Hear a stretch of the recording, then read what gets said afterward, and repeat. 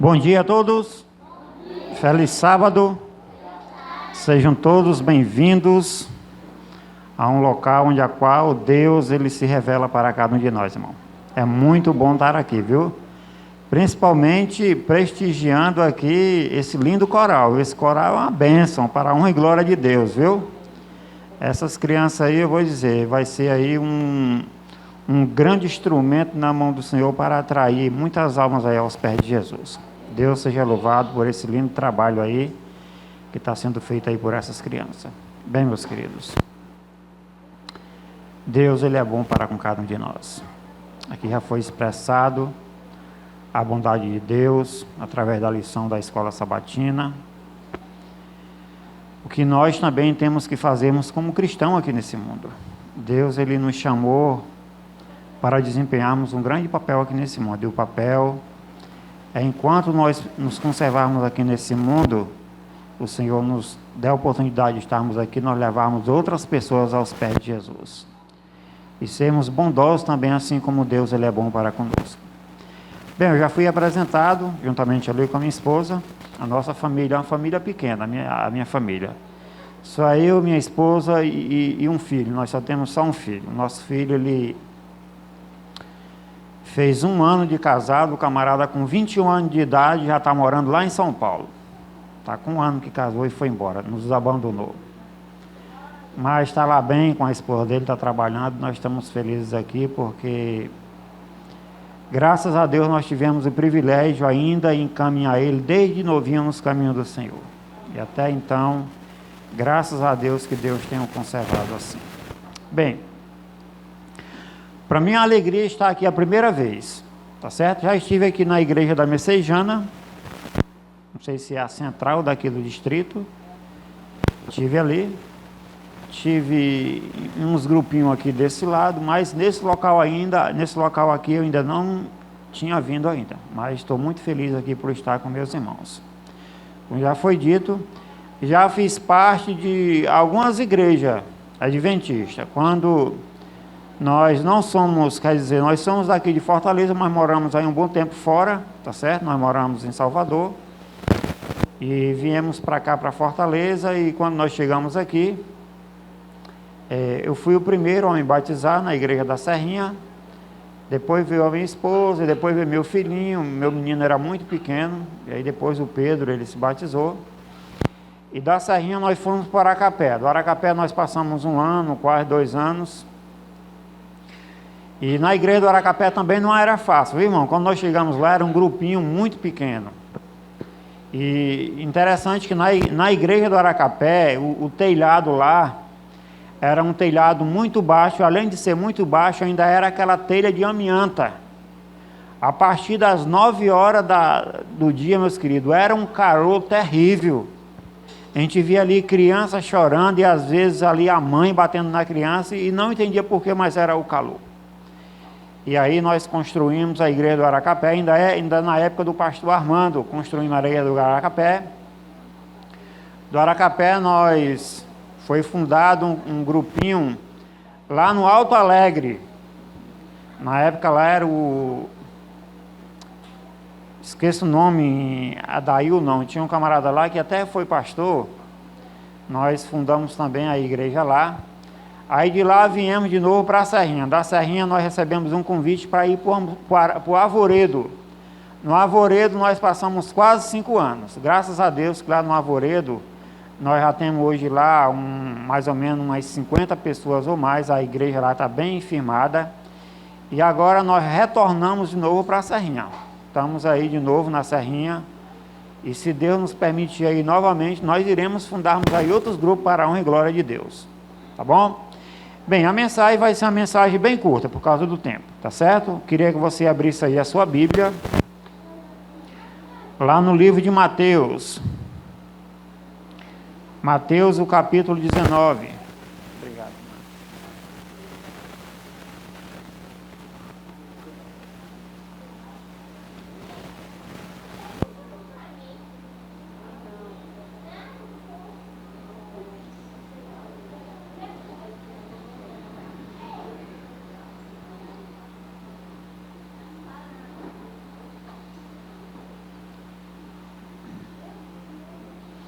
Amém? Vamos orar?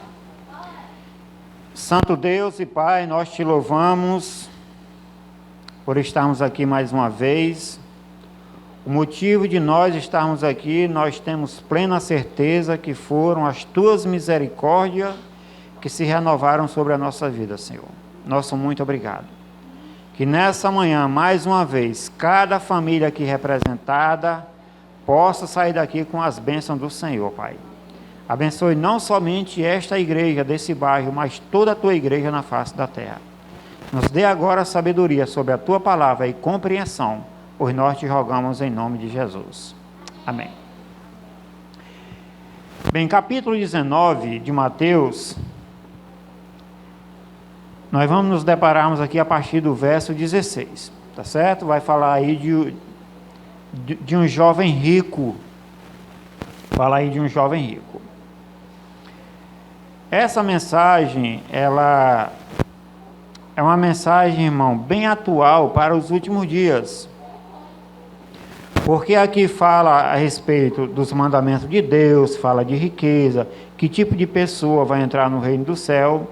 Mas o que eu queria me deparar hoje nessa mensagem são poucos versos dessa mensagem aqui do jovem rico, tá certo? E nós vamos lermos aqui a partir do verso 16, que diz assim: aproximou-se dele um jovem e lhe perguntou: Mestre, o que eu farei de bom para que eu possa alcançar a vida eterna? Bem, esse jovem, ele tinha alguma dúvida a respeito de que tipo de pessoas iriam entrar nas mansões celestiais.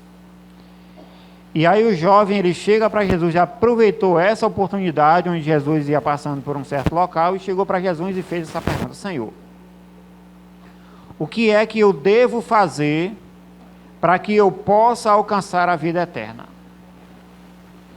Aí Jesus, ele chega para aquele jovem e diz assim: olha, no verso seguinte: e respondeu-lhe Jesus: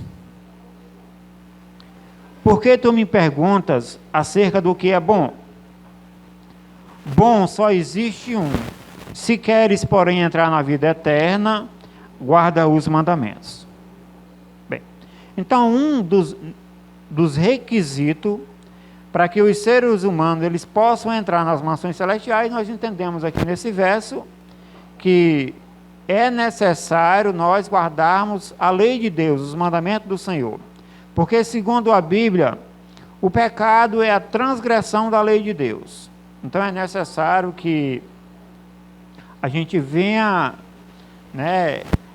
pedir a Deus sabedoria para que a gente lute, para que a gente venha ser obediente aos mandamentos do Senhor. Mas só guardar os mandamentos não é tudo, porque se fosse só isso, irmãos, esse jovem, ele estava garantido.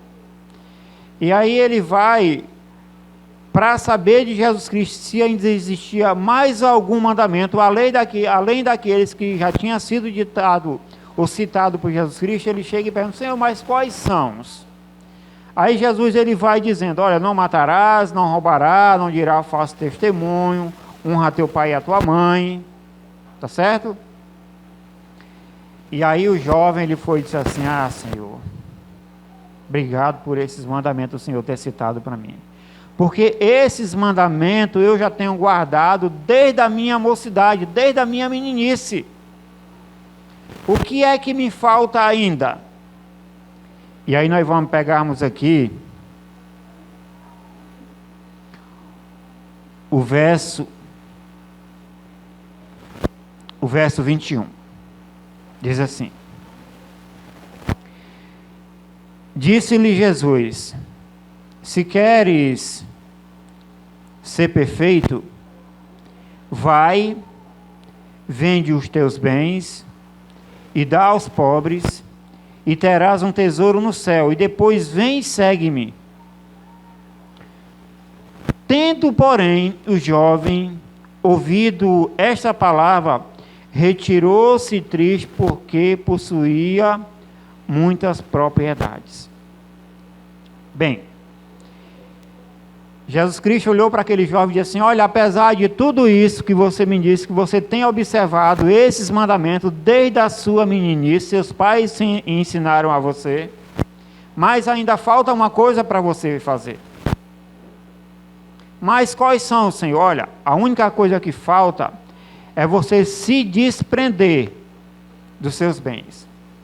Você vende tudo que tu tem, tu distribui entre os pobres, depois tu me segue e tu terás um tesouro aonde? No céu.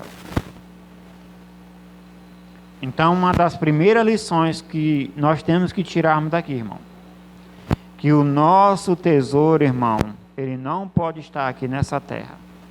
O nosso tesouro, ele está onde? No céu. Nós não podemos acumular tesouro aqui na terra. O nosso tesouro tem que estar no céu. E depois que Jesus Cristo disse essas palavras para aquele jovem, a Bíblia diz que o jovem ele deu as costas para Jesus e se retirou, porque ele não queria se desfazer dos seus bens materiais.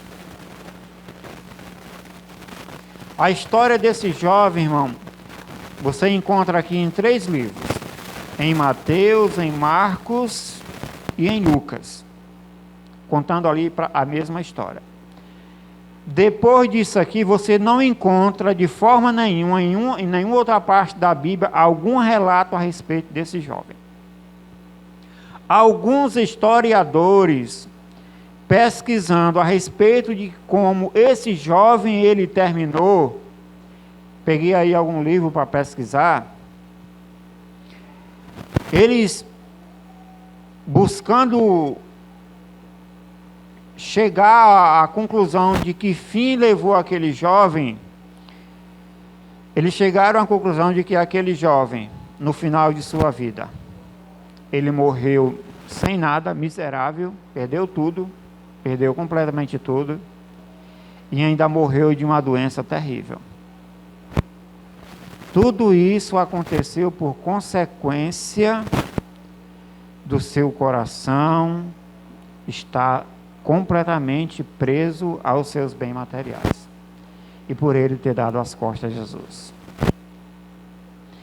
E aí, depois disso aí, quando Jesus Cristo disse isso para esse jovem, ele deu as costas para Jesus e foi embora. O texto também diz que entre os discípulos agora, há ali como se fosse um conflito entre eles. Jesus, ele olha ali agora para os seus discípulos e diz assim, olha no verso 23. Em verdade, eu vos digo que dificilmente entrará um rico no reino dos céus. Então Jesus Cristo diz assim, olha, a coisa mais difícil que pode existir é um rico entrar no reino dos céus.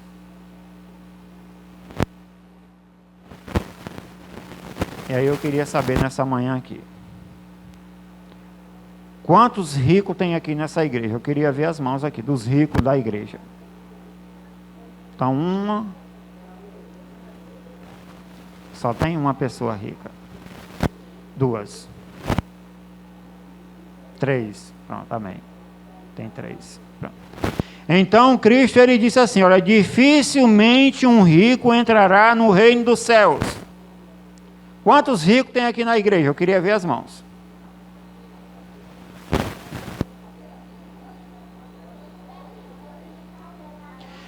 Bem, então depois que Jesus Cristo disse essas palavras, agora entre os discípulos, gera ali um conflito. O verso 25 diz assim, olha, e ouvindo isto, os discípulos ficaram grandemente maravilhados e disseram, sendo assim, quem é que pode se salvar? Se um rico dificilmente vai entrar no reino do céu, imagine nós que não temos nada. O que é que nós estamos fazendo aqui, Senhor, te seguindo? Porque o Senhor está dizendo que dificilmente um rico vai entrar no reino do céu. Quem não tem dinheiro não vai entrar no reino do céu, agora imagine quem não tem.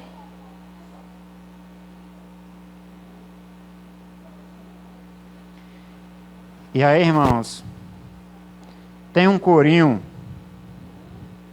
que diz assim, olha: quem tem Jesus tem tudo, quem não tem nada, mas quem tem Jesus Cristo, no céu já tem morada. Vamos lá, me ajude. Quem tem Jesus, quem não tem não, mas quem tem Jesus Cristo, no céu já tem. Eu quero ver todo mundo cantando com alegria. Quem tem Jesus tem tudo, quem não tem nada, mas quem tem Jesus Cristo, no céu já tem morada. Então os discípulos, eles chegaram para Jesus: Senhor, o Senhor está dizendo, Senhor, que um rico, é mais fácil um camelo passar pelo fundo de uma agulha do que um rico entrar no reino dos céus. Imagine nós que não temos nada, Senhor. Imagine nós que somos pessoas simples, Senhor. E agora Jesus, ele olhando agora ali para aquele grupo que estava ali com ele, olhando para nós também, irmão, que estamos aqui hoje, Jesus foi e disse assim, olha, no verso 26, Jesus, fitando nele o olhar, disse: isto é impossível aos homens, mas para Deus tudo é possível. Então, para nós entrarmos nos portais celestiais, a não ser pela única pessoa de Jesus Cristo, isso é impossível. Mas para Deus tudo é possível.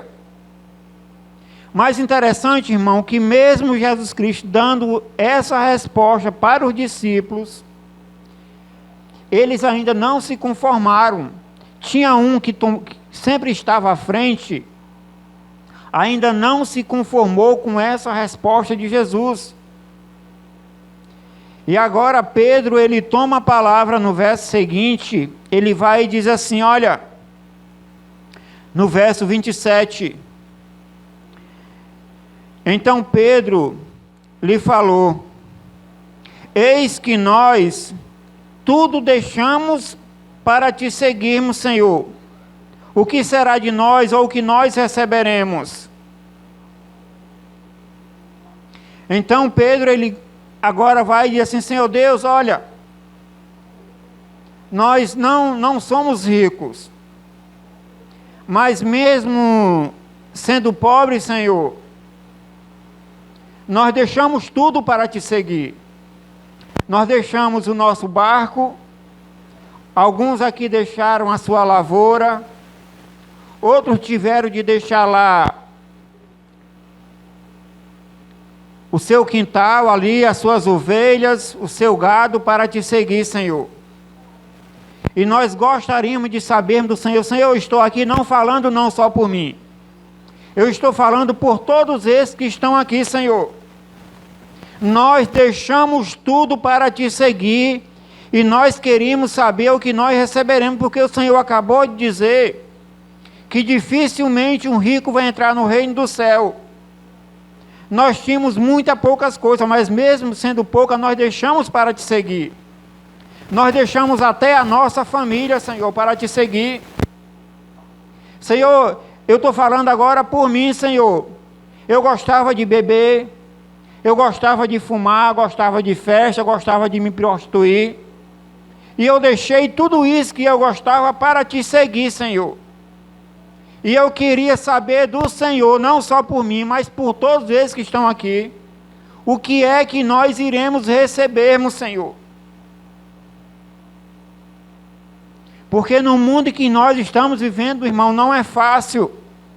Nós somos atraídos de todas as maneiras para o mundo aí fora. É para prostituição, é para droga, é para bebedice, é para todo tipo de coisa que nos leva para a distância do Senhor. E nós queríamos saber, meu Senhor, nós temos deixado tudo isso para te seguir. E eu queria saber, Senhor, o que é que nós vamos receber do Senhor. Eu queria saber, Senhor Deus. Jesus Cristo, irmãos, Ele jamais vai deixar um dos seus filhos aqui nesse mundo sem resposta. Se você deseja qualquer resposta a respeito do reino celestial, chegue para Jesus e pergunte a Ele que Ele vai te responder. Aí Jesus Cristo agora, Ele chega não só para aqueles que estavam ali, mas para todos aqueles que o aceitassem como Senhor e Salvador. Ele dá a resposta não só para Pedro, mas para nós também nessa manhã, o que nós receberemos. E no verso seguinte, no verso 28, Jesus Cristo vai e diz assim: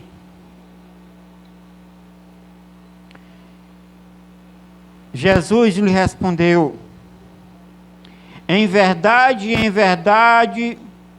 eu vos afirmo, os que me seguirdes, quando na regeneração o Filho do Homem se assentar na sua glória, também vos assentarei em 12 tronos para julgar as tribos de Israel.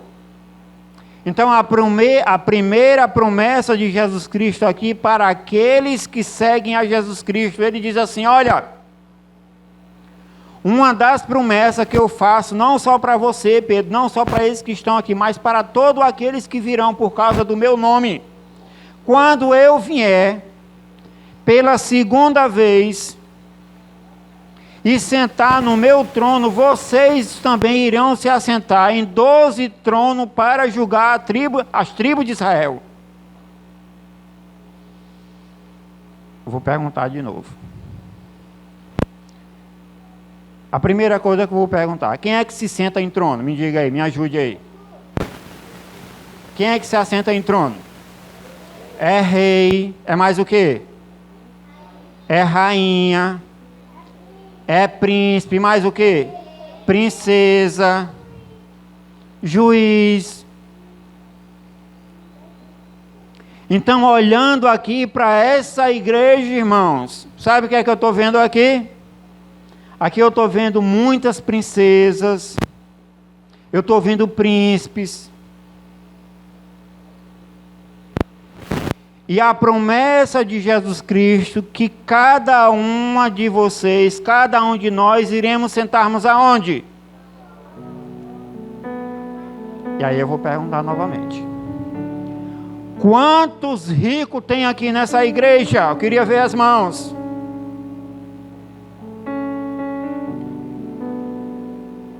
Misericórdia, viu, irmãos? Irmão, quem tem Jesus? Quem não tem Jesus, não tem? Quantos pobres tem aqui nessa igreja? Não levante a mão os pobres, só levante a mão quem é rico. Irmão, você é rico, irmão. Pobre é o diabo que não tem nada, nós temos tudo porque nós somos filhos do rei. E se nós somos filhos do rei, nós somos príncipes, somos princesas. Mas a pergunta é, irmão: Senhor,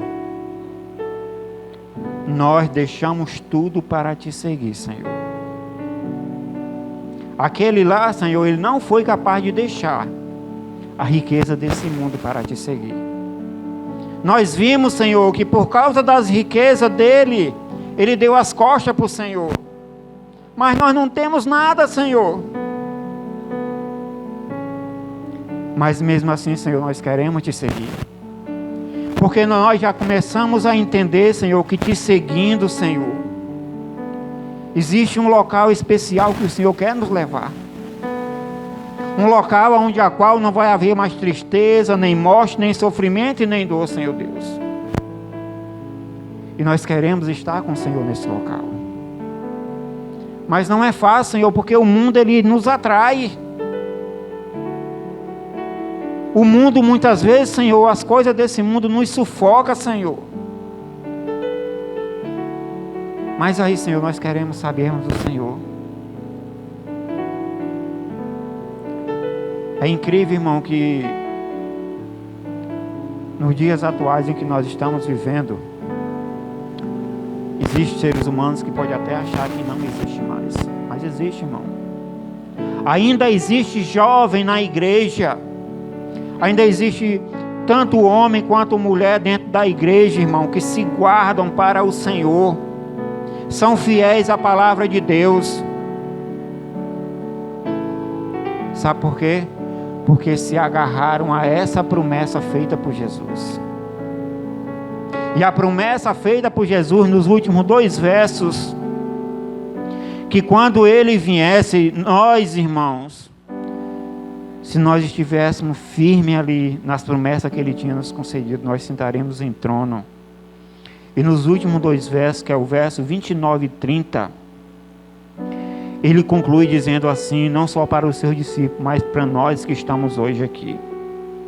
Ele diz assim: olha, eu sei que vocês deixaram muitas coisas por amor de mim, mas todo aquele que tiver deixado casas, ou irmãos, ou irmãs, ou pai, ou mãe, ou mulher, ou filhos, ou campo, por causa do meu nome, receberá 100 vezes mais. E no final herdará o que? A vida eterna. Olha, todos aqueles que tiverem deixado casas, pai, ou irmão, ou irmã, se for necessário você abandonar o seu esposo por causa do meu nome, você fez ser perseverante, você receberá 100 vezes mais. E no final, quando eu voltar, é uma promessa que eu estou dando para você, no final, eu te darei a coroa da vida.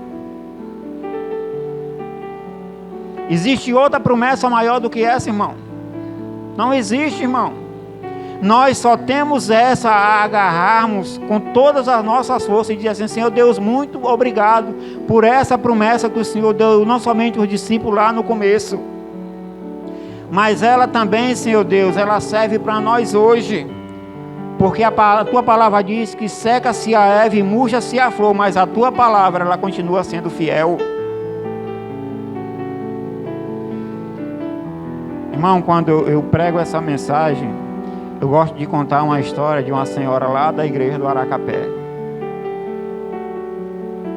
Essa mulher, quando cheguei na igreja do Aracapé, eu gostava muito de sair à tarde para poder visitar os irmãos, visitar pessoas que não eram da igreja para oferecer estudo. E o meu parceiro lá era o irmão Francileu. Não sei se alguém aqui conhece o Francileu. Uma benção. E aí nós chegamos numa casa, oferecemos um estudo, essa mulher aceitou. E aí no segundo estudo, essa mulher, ela confessou que a sua casa, ela era como se fosse um candomblé. E a gente não se importou e começamos a fazer o estudo, E aí, irmão, quando chegamos bem próximo do estudo, nós fizemos o apelo para aquela mulher. Mas o interessante é que em todos os estudos, que quando a gente ia fazer com aquela mulher, só era ela, o esposo dela, ele nunca ficava. Toda vez ele saía. E aí, quando chegamos bem próximo de concluir o estudo, fizemos o apelo para o batismo. E ela disse: irmão, eu vou ser sincero com vocês. A vida aqui em casa, a vida da minha família era um terror. A partir do momento que eu comecei a estudar a palavra do Senhor, eu descobri aqui o projeto que Deus ele tem não só para mim, mas para toda a minha família. E eu quero entregar minha vida a Jesus. E aí nós preenchemos ali a ficha batismal daquela senhora. Isso, acho que foi numa quarta-feira. Ela já estava participando do pequeno grupo. E aí nós estranhamos que ela foi na quarta para a igreja, preenchemos a sua ficha. Contamos com ela para o pequeno grupo na sexta e ela não apareceu. E aí, quando terminou o pequeno grupo, ela ligou para o irmão Francileu dizendo que, infelizmente, ela não poderia se batizar na igreja, porque o esposo dela tinha ameaçado ela, tinha dito que se ela se batizasse naquela igreja, ele o expulsaria de casa e ia mostrar para ela como ela não se batizaria naquela igreja. E aí nós dizemos, irmã, só o que nós podemos fazer pela senhora é orar, para que Deus lhe ajude você a tomar a sua melhor decisão. E aí nós ligamos para alguns irmãos, oramos para aquela mulher. O batismo era no sábado. E aí algumas pessoas na igreja foram se batizadas naquele dia. Quando menos nós esperávamos, irmã, aquela mulher apareceu na porta da igreja dizendo que ela tinha passado a noite toda em clara, clamando a Deus que ela queria tomar a decisão ao lado de Jesus e queria se batizar naquele dia. Aquela mulher ficou na fila ali, tinha mais ou menos umas 15 pessoas para ser batizada naquele sábado. E aquela mulher, ela ficou na fila ali, já tinha sido batizada quase 12 ou 13 pessoas, faltava muito pouco. Quando de repente, irmão, sabe quem foi que apareceu na porta da igreja gritando? Sabe quem foi? Foi o seu esposo. Aquele homem entrou gritando dentro da igreja, pegou aquela mulher pelos cabelos, saiu arrastando, levou para casa e disse para a mulher, olha, ajeite a comida aí, que eu vou ali e volto já.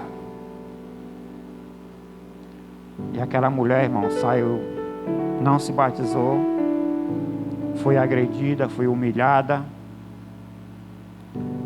e pediu para que ela ajeitasse o almoço. Saiu. Quando ele chegou, irmão, interessante que pessoas que com pouca, eu digo assim, pouca leitura da palavra de Deus, entende o projeto que Deus tem para a vida de cada uma delas. E essa mulher entendeu através daqueles estudos que Deus não queria somente ela, queria ela e toda a sua família. E aquela mulher, ela preparou o almoço, mas só que não foi um almoço qualquer.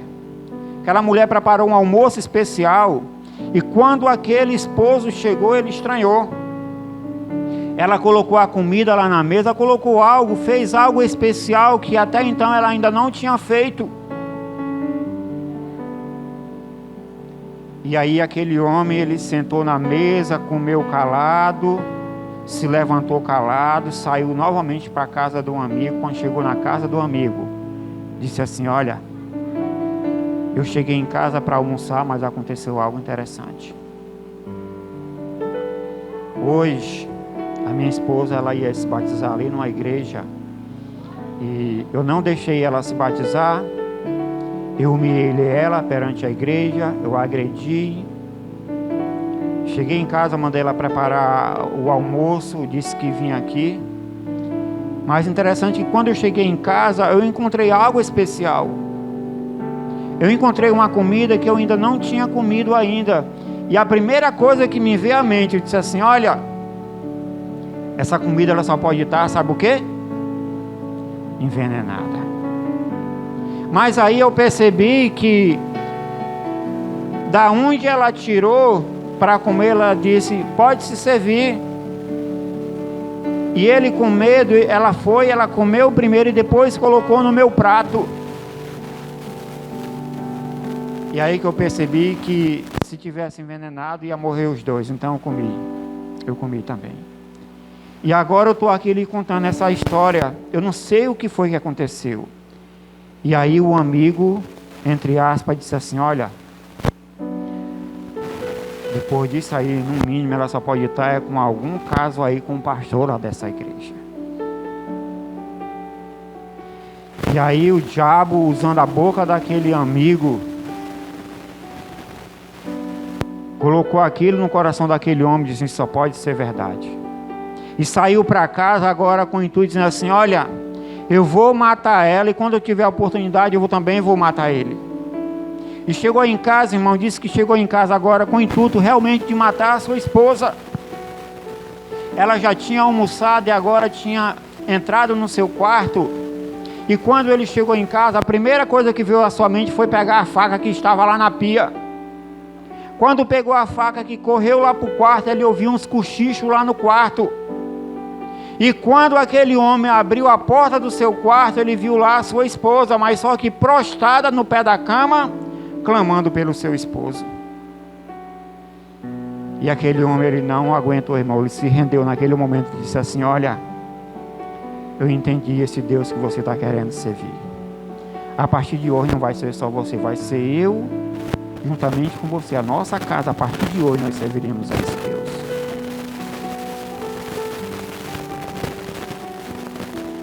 Então, meus queridos, a mensagem eu queria deixar para essa igreja. Irmão, não se importe pela dificuldade que você está enfrentando aqui nesse mundo. Não se importe. Eu sei que no momento certo Deus vai colocar pessoas para te ajudar. Deus vai colocar.